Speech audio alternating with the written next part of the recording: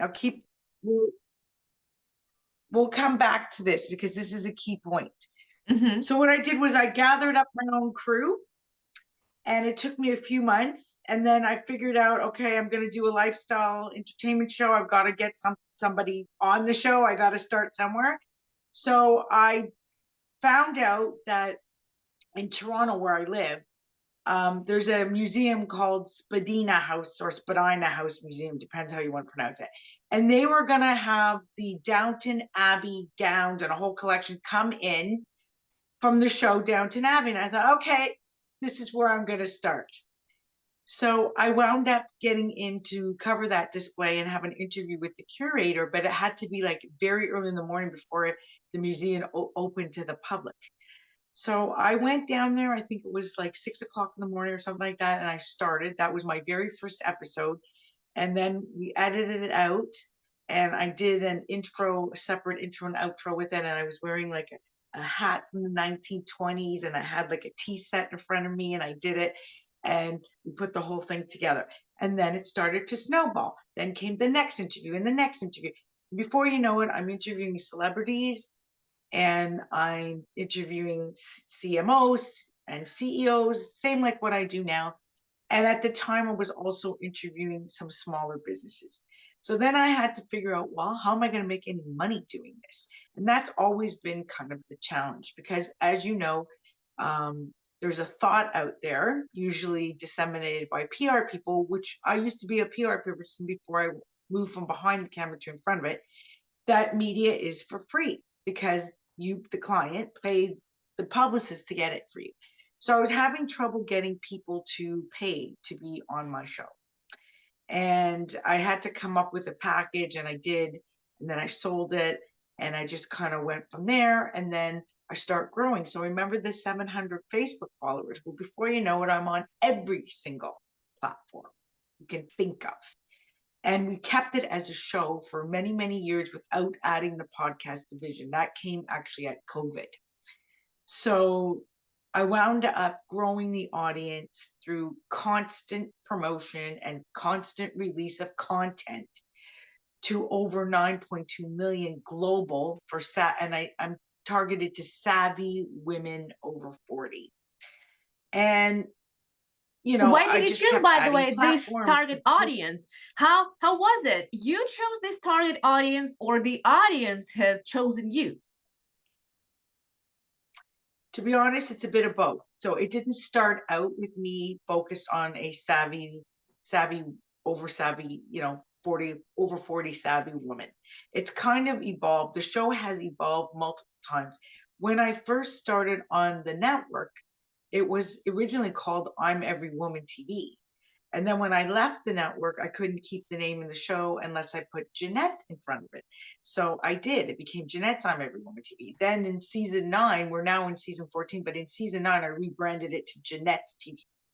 By season 12, we had the podcast. And then, you know, I had evolved the other side of the business, which is the online publication called Savvy by Janette's TV podcast. And like that also went through a lot of changes. My packaging, my offer, everything's gone through a lot of changes to attract sponsors, to keep growing audience. And of course, my other major goal, which has yet to come to fruition, but will in 2025, because this is the one I've been waiting for, is I will be on some kind of American network. I want to be syndicated. I want to be it more like, of my 9.2 million, when we break the demographics down, the highest numbers come from the US and then Canada. And I want to be more American known. So my goal is to get on some kind of American network, syndicated, or even maybe Roku, Apple, and Amazon. And my goal is to get more sponsors. So sponsorship for me, the best kind, is niched lifestyle brand. What does that mean? It means lifestyle brands that savvy women over 40 love, such as hair, makeup, clothing, travel, spa. And the niche part means that it's not the national brand that you're going to see when you go through Vogue magazine or anything similar to that, or the Dove commercials you're going to see on national TV. I'm looking for companies that have very unique products and want to market them specifically to a savvy women audience and see the value of digital media as opposed to traditional media to do it. Now, I have a whole package around this, which I would be happy to explain the benefits of. So I'm looking to attract those type of sponsors, and therefore they're called niched lifestyle brand sponsors. And they're basically companies that are probably under 2 million in sales. And they're not at the national level of recognition. So I can help them by being a sponsor of Janette's TV podcast and in them partaking of this package that I have put together, which is a unique package that has multi branches and multi components to it to really cover all things needed to get eyeballs on you and your product. That's absolutely amazing. And I was surprised when you started the course with us, which is TV Presenters course. And I'm super happy when people like you with your powerful background and expertise and skills, they join and they learn and they expand and they implement all of our ideas. And I believe that that will be a game changer for some programs and for projects you own and you push and develop and grow. That's amazing. But the question will be, like, what do you think for people who never heard about you, or in the United States who never met you, which I definitely suggest to fix right away. So subscribe to Janette's channels. All of the list of the channels is available in the description. However, what will be the one or two main things you want to point out which makes you outstanding professional in this field of media? What do you think people should love you for? Well, I think they should know a few things. So I originally started as a publicist. I feel that I've spent a lifetime developing my skills as a media person. And I always felt a little inferior because I've been mostly self-taught in that I did not go to journalism school. I took the PR, public and media relations marketing, which is very similar to journalism, but not exactly the same. I also never took radio and TV broadcasting. And because of that, I have always felt like I was looking in instead of being who I really wanted to be, because I watch all the news shows and I keep up with all the recognized Canadian media personalities, particularly in Toronto. And I felt like it was always this like little inner circle that I was never going to be part of. And as much as I've honed my skills, and I have really developed those skills over the years, I'd say this. I say, if you have a passion, drive, and commitment the way that I have had, to be on camera, to be a TV presenter, to be a TV host, to be an interviewer, to be a red carpet host. Like nothing can stand in your way. I've been faced with a multitude of roadblocks and challenges, and I've navigated through every single one of them because my commitment, my passion, my drive is so strong that I can't fathom doing anything else. The only thing I could fathom, in addition to running my own show and monetizing it further and getting it more well-known in the US, is to be a correspondent and to have contractual work with other media companies, or I guess video companies, digital companies. And I'd like people who are listening, who are in that space, to know I'm available. I'm putting myself out there to do producing, to do red carpet hosting, to do interviewing, to do writing. I used to do a lot of writing. I don't do as much of it anymore. I was once a columnist for 4 different publications. I can also, do MC speaking. I can do brand ambassador work, endorsement of brands. And I also do a little voiceover and acting work. Now, you might think that that's a lot, but it's actually part and parcel of all the same skill set. I don't want to do anything else. I either want to have my own or have a combination of my own with me being correspondent for others. Um, I took your course. First of all, I didn't even know you existed, and I was, already still filming. I've been filming season 14 episodes of Janette TV podcast since before summer. I think I started filming season 14 back in May. Um, because we film in advance and we save all the episodes, we store them and we put them out in a queue. So I didn't even know about you, and I think I saw something on social media, an ad or something about the media's course that you run, the media school. And I said to myself, yeah, I got to meet these people. I got to see what this is all about. And you and I had an initial conversation over Zoom, and I thought to myself, I'm going to do this. And I did it for me. I did it for me because I always wanted that radio and TV broadcast course. I always wanted to be the journalist that are my peers who don't recognize me or look upon me differently because I'm an online media personality and I'm an online TV show with a 9.2 million audience, and a podcast. And I just feel that I've always worked harder. And now I want to work smarter, not just harder, but harder because Smart. I felt that I was on the outside looking in and I had more to prove because I didn't have those degrees. And then here came the opportunity for me to learn from a seasoned journalist or professional like yourself. And I thought, I'm not going to miss out on this. I'm going to learn everything I don't know.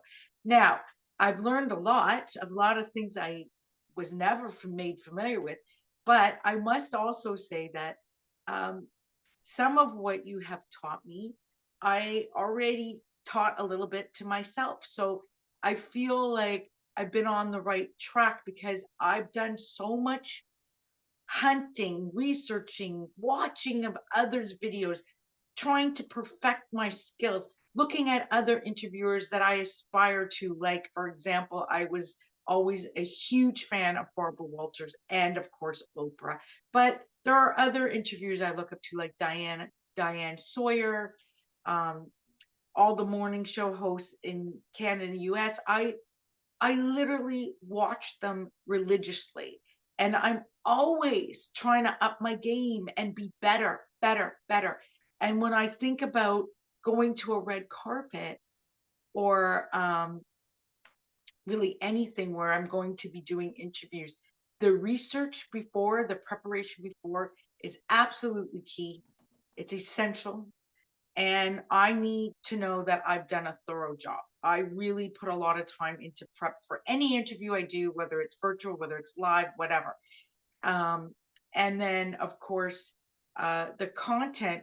You see, I really care about the content because, in essence, I'm a content creator, which is very much like a producer. But the content, I'll say, is queen instead of king because without the Yeah. content, you don't have an audience. And I need to bear in mind everything I do, every step I take, every move I make, to quote Sting in a song, is literally geared towards the audience. Because if the audience isn't interested in watching my content, I don't have a show. I don't have a podcast. And you know what? Neither does network TV. The same Yes. principles apply. The audience is at the helm of everything, meeting their needs, understanding the type of topics that interest them, that captivate them, to keep them glued. This is very paramount to be in this type of business and to survive in this type of business. And so I really put a lot of emphasis on that. And then you have to put your businesswoman hat on, and that's not always easy because here's the clicker, okay?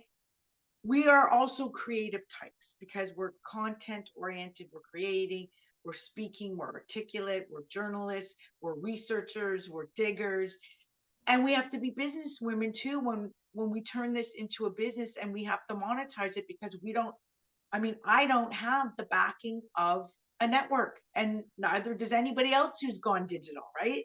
That was a choice I made. As I said, I didn't necessarily think it all thoroughly through. I just kind of tunnel vision went for it and figured out the next pieces along the way. So I had to get inventive in my monetization processes. And, I had to look at grants as an option. I had to look at uh, packages as an option. And then I also had to look at, what are some other ways I can make some money, including utilizing the audience, right? Which is an overlooked rather, a source of potential revenue, but it does exist. And then I went and put in merchandise like the t-shirts and the sweatshirts, right? So I am always upping the game, but I also focus on the parts that are the most profitable because there's only so many hours in the day. And I know, Janette, I wanted to bring this up here because I know how much hard this is to work every day consistently on it.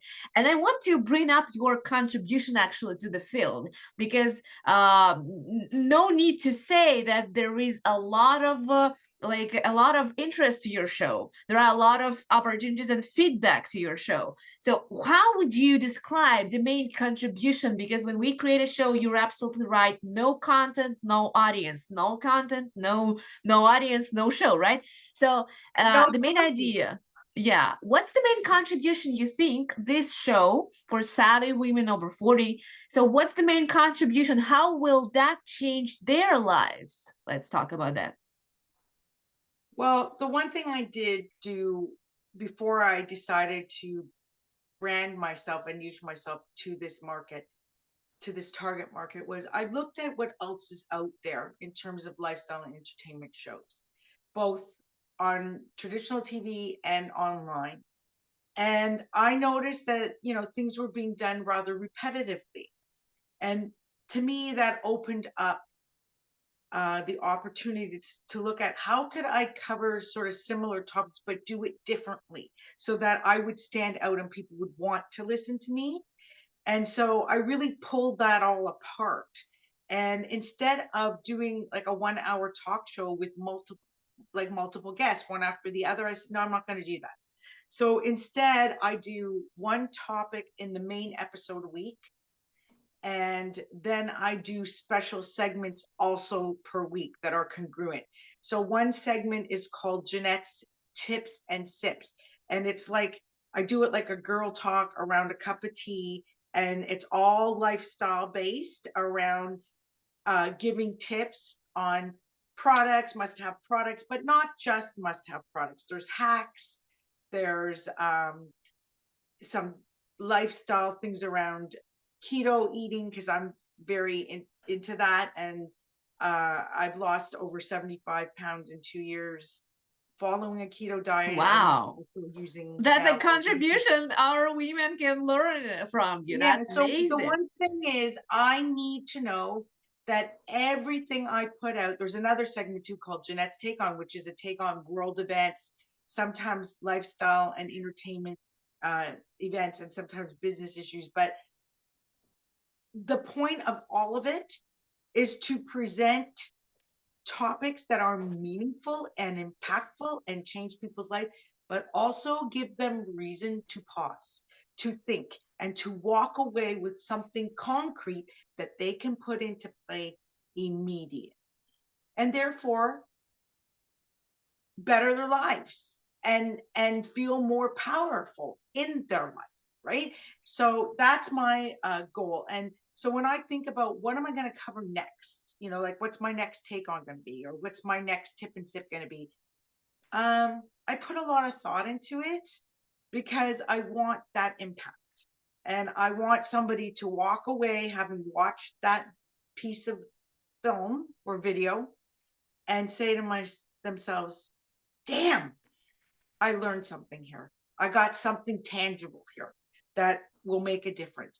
And even when I'm doing the main segment, which will involve usually the interview of some type of celebrity or celebrity in their field or occasional book author, even in those type of interviews, it's not about just, oh, I'm with the celebrity. Yeah, the celebrity is a person. The celebrity has a story. The celebrity has a message. The celebrity also has something key to impart or transcend. And that is also very important for me to get out in the interview, so that the person watching, the audience, be it viewer or listener, again, is going to get something tangible, something concrete. I don't do fluff and stuff. That is not who I am. I'm much more serious than that, even though I have a fun loving side and can dance. I know that. I know that. And my pleasure is to, bring out all those sides or all those personalities and personal traits we all are powerful with. And I'm happy and I'm hoping that we can do that. So what are those things that you are proud of, Janette, possessing, like qualities? Like Janette is like this, and that. What are you proud of? Well, Janette is a woman of her word. Janette has high integrity. Janette has strong beliefs in certain things. One is that as a woman, because again, this is why I chose to serve savvy women over 40, is that I guess I just resonate with it, but I really want other women in this category to realize that you can have your dreams and you can do what makes your heart sing, and you don't have to explain or apologize for it. Now, you see, a lot of it actually came from what I grew up with, or what I dealt with in my own life, the hardships that I've overcome, and even the growth, the inner learning that I had, my demons that I had to face. And I knew I wasn't alone. So this is why I chose to sort of be the poster child for savvy women over 40, because I have strong convictions and I want to not only inspire women and empower them and give them food for thought in the topics that I cover in my segments and my episodes, but I also want them to see in me a person who has run the gamut and stand here and tell you about it. That there's nothing you can't ask me. There's nothing I can't be spoken to about. I have comfort zone around. I'm very knowledgeable on a lot of different subject matter, which is lifestyle and entertainment. And I am a savvy lifestyle and entertainment specialist. So there's nothing that would be like untouchable for me. I would be willing to take it on. And I just feel that, I don't know, like I thought there had to be more to life than having children and being a wife. And that's not to take any merit away from that, because those are important roles. But sometimes it's not enough. It's not fulfilling enough. And just I'm there with you. I'm there with you totally, yeah. and completely. So I want other people who feel that way, who feel, there's more to me, or I feel a little trapped, or I want options and I want to be able to discuss things, or even I want a community or a safe place where I can go and have these discussions, or listen to Janette bring it up and put her perspective on it, and damn, agree with it or don't agree with that. I don't care. There's a comment section in the video. You can share your opinions.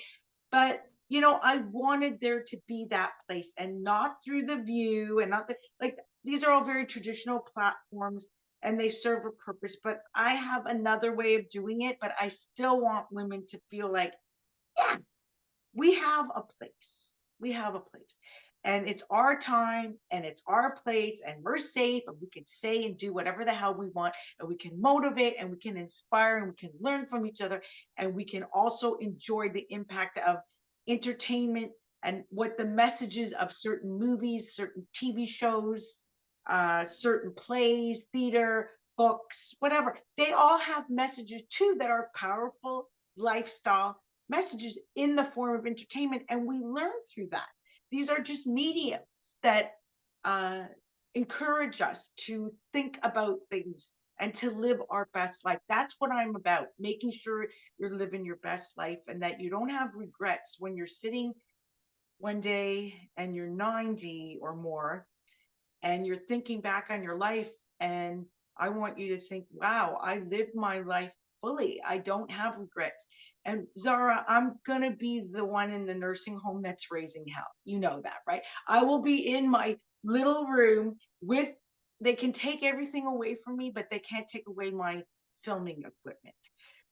Even if it's just Yes. like the minor pieces, the lighting and, like a small tripod or whatever, I will be the one filming in the nursing home saying, this is what's going on. Let's deal with these issues. Now we're women of this age, and what Don't are think we about doing? this now. Don't think about this now. We are full of we have just full, I don't know, tons of plans together. I believe so, because every word you say that evokes a lot of ideas in my creative mind, So when you're saying about the purpose, that's a goosebumps. That's a breathtaking moment. Thank you. I think in my personal history, I was prohibited or discouraged from doing many things that I always had a keen interest in and a really passion drive for. And, I was like dissuaded. Oh, I remember at 3, I knew at 3, I meant to do something on camera, on TV. Now, I initially thought it was going to be acting, but I went down a bit of a different road, but it's a similar road and the acting is still sort of there. Um, my parents did not encourage me at all. Um, they were like, you want to be an actress? Go get your law degree and act in the courtroom. Make sure you make money. So I actually did go to law school for a little bit, but it didn't pan out for me. It wasn't what I expected it to be. And I also went to study public and media relations marketing. I also studied political science and economics and many other things. I had a few degrees even before. At 21, I had my first PR company. I was doing it while I was getting my university degree. And I grew up in a business family, and I think that had an impact in terms of the business side, having like the business acumen. I grew up with that. My mom was also a makeup artist, so I have the creative side, the fashion sense because the parents had a clothing business. I grew up in the clothing business. I was dressing people when I was a teenager. I used to have a car come and get me at school and pick me up and take me to the store after school to dress because the customers requested it for me to outfit them, to coordinate them.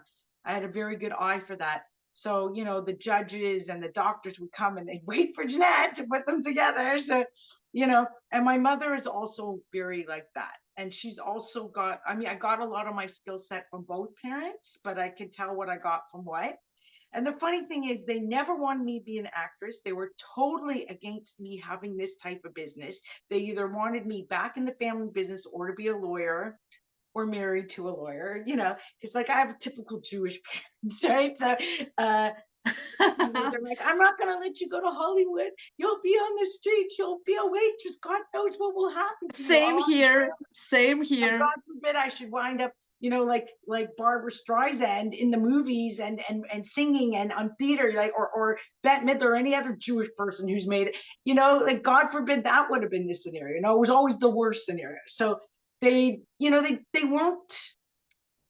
weren't like that supportive of it. But I was like, you know But what? it doesn't mean it to stop you, right? It didn't stop me because the truth is I did everything else that they wanted.